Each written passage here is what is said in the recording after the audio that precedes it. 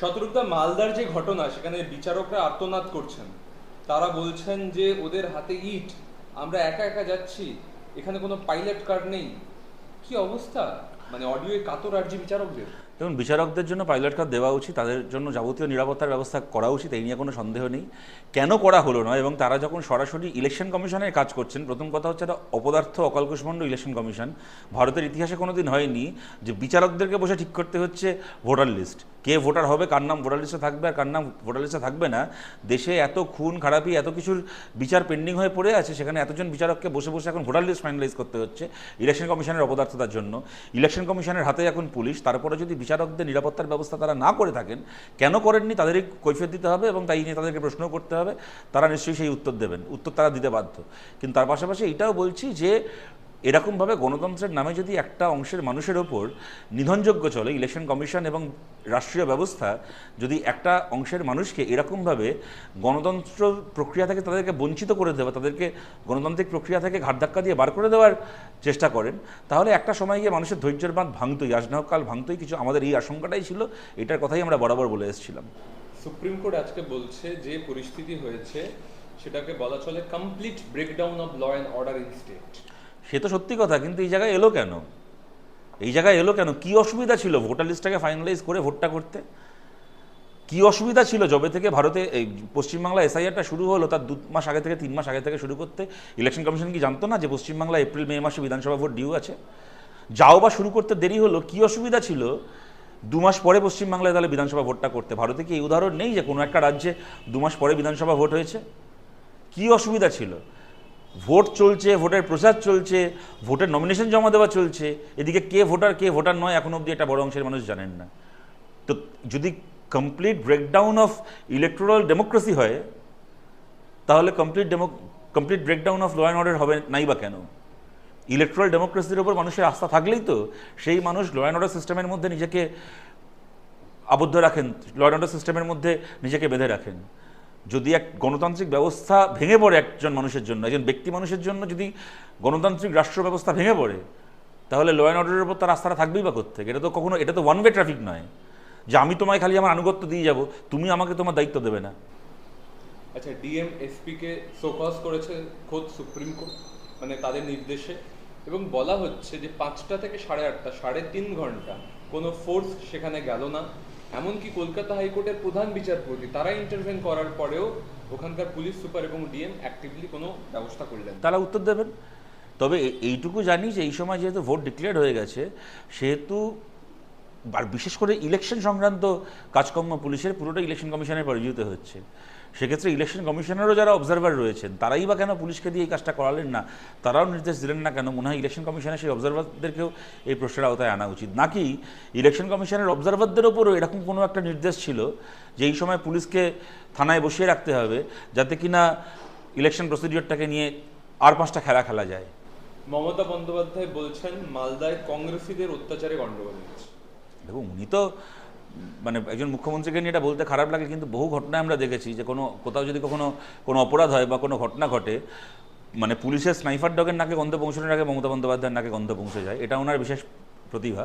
সুতরাং ওনার কথার পরিপ্রেক্ষিতে আমাদের উত্তর দেওয়ার কিছু আছে বলে আমার মনে হয় না। কংগ্রেসীদের যদি উনি অভিযুক্ত করে থাকেন, কংগ্রেসের লোকেরা তার উত্তর দেবেন।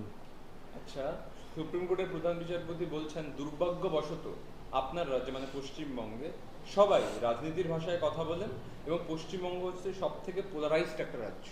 এটা সুপ্রিম কোর্টের বিচারপতির কাছে এটা দুর্ভাগ্য হতে পারে, কিন্তু আমরা এটাকে পশ্চিমবাংলার সৌভাগ্য এবং পশ্চিমবাংলার স্বাধীনতা আন্দোলনের ঐতিহ্য বলে মনে করি, যে এখানে মানুষ রাজনীতি সচেতন এবং রাজনৈতিক মানে কোনো মানুষ কোনো রাজনৈতিক দলকে সমর্থন করতে পারেন, না সমর্থন করতে পারেন, কিন্তু পশ্চিমবাংলার খুব কম এরকম মানুষ আছেন যিনি নিজেকে রাজনৈতিক দায়বদ্ধতা থেকে দূরে সরে রাখতে চান।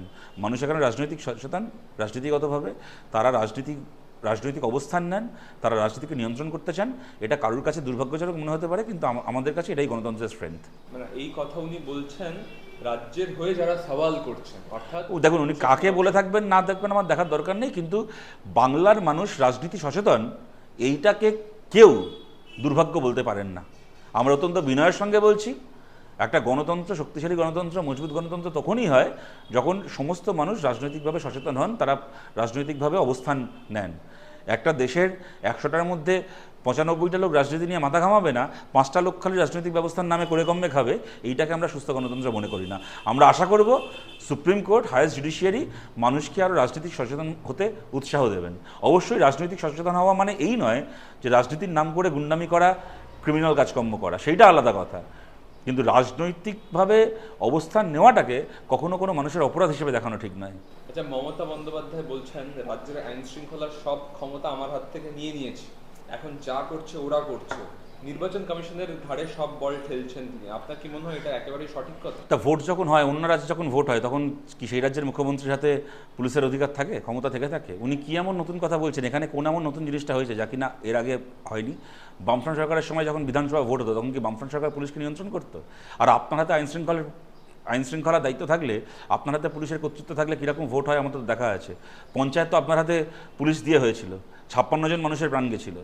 তার আগের পঞ্চায়েতে আপনার হাতে পুলিশ ছিল, 100-র ওপর মানুষের প্রাণ গেছিল পশ্চিমবাংলায়। আপনার লজ্জা করে না? আপনার আবার আপনার হাত থেকে আইন শৃঙ্খলার দায়িত্ব নিয়ে নেবে না তো কী করবে? ইলেকশন কমিশন আপনার হাত থেকে আইন শৃঙ্খলার দায়িত্ব 1.5 মাসের জন্য নিয়েছে। বাংলার মানুষের কাছে আমরা আবেদন করছি, ওনার কাছ থেকে সারা জীবনের জন্য আইন শৃঙ্খলার দায়িত্ব কেড়ে নিন, নাহলে বাংলা বাঁচবে না।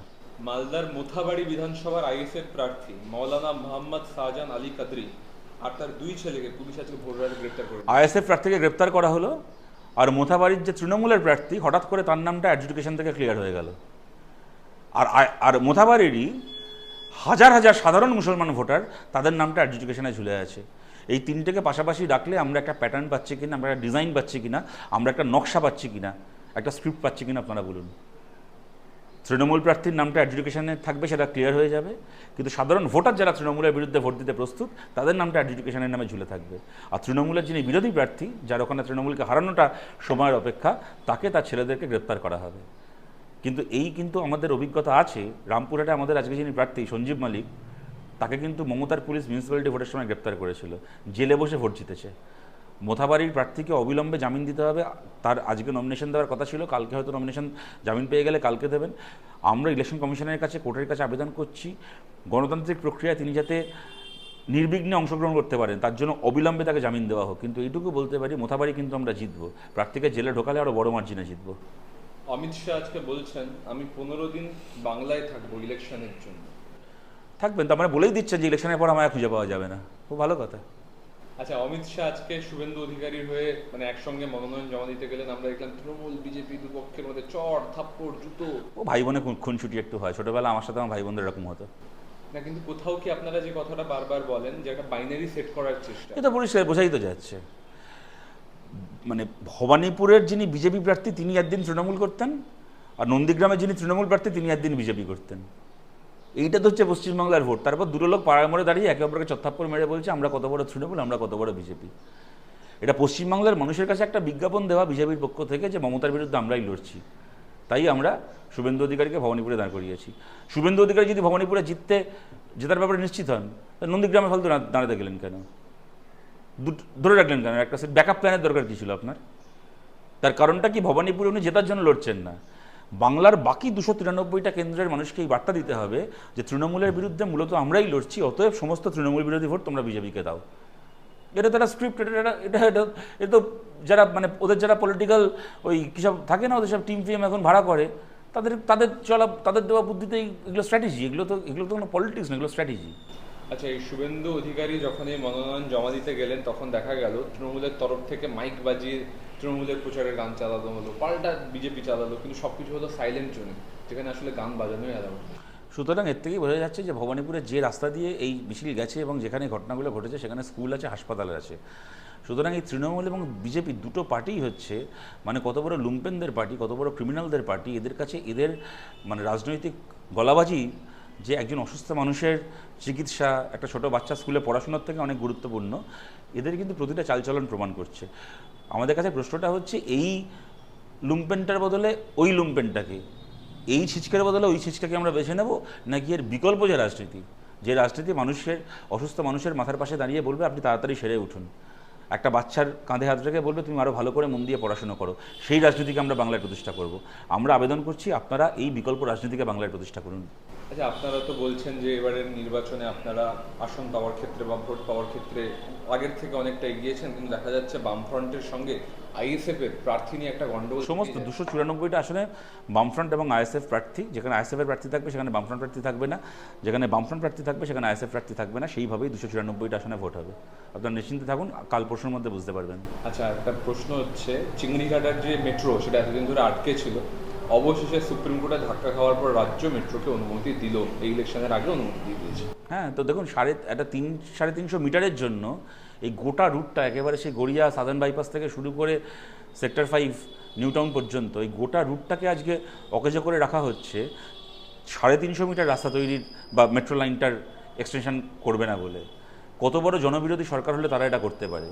এবং মেট্রো রেল কর্তৃপক্ষ একদিন ধরে সেটাকে মেনে এখন এর আগে আদালতের রায় এসেছিল মেট্রো রেলের পক্ষে, তারপরে রাজ্য সরকার করেনি, সুপ্রিম কোর্টের নির্দেশ এসছে। এবার আমরা আশা করব, আবেদন করব মেট্রো রেল কর্তৃপক্ষের কাছে অবিলম্বে এই যে চিংড়িহাটার এই যে বাঁকটা, এটাকে কনস্ট্রাক্ট করে গোটা লাইনের মেট্রো চালু হোক। এদিকে মেট্রো লাইনটা পুরোপুরি শেষ হচ্ছে না, এদিকে কদিন আগে পুজোর আগে নাকি প্রধানমন্ত্রী এসে ওই লাইনের একটা রুট উদ্বোধন করলেন। এদের উদ্বোধন চলছে, মেট্রো চালু হচ্ছে না, লোকে চড়তে পারছে না, প্রজেক্ট আটকে বসে আছে, কিন্তু এখানে 3টে স্টেশনের উদ্বোধন, কালকে আবার এসে ওখানে 20 মিটার রাস্তার উদ্বোধন। ওদের উদ্বোধনের স্ট্যান্ডবাজি আর গিমিকবাজি চলছে। উদ্বোধনের স্ট্যান্ডবাজি গিমিকবাজি বন্ধ করে অবিলম্বে গোটা মেট্রো রুটটা চালু হোক।